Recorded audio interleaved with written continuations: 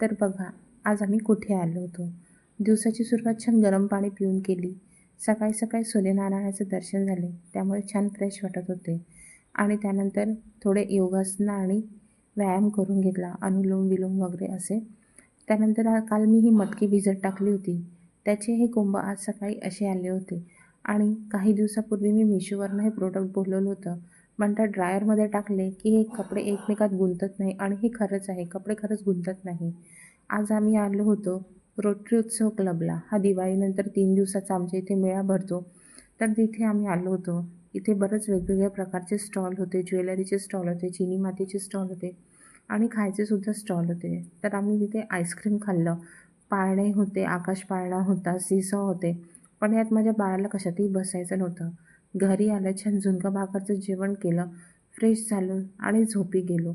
असा संपला दिवस. बाय.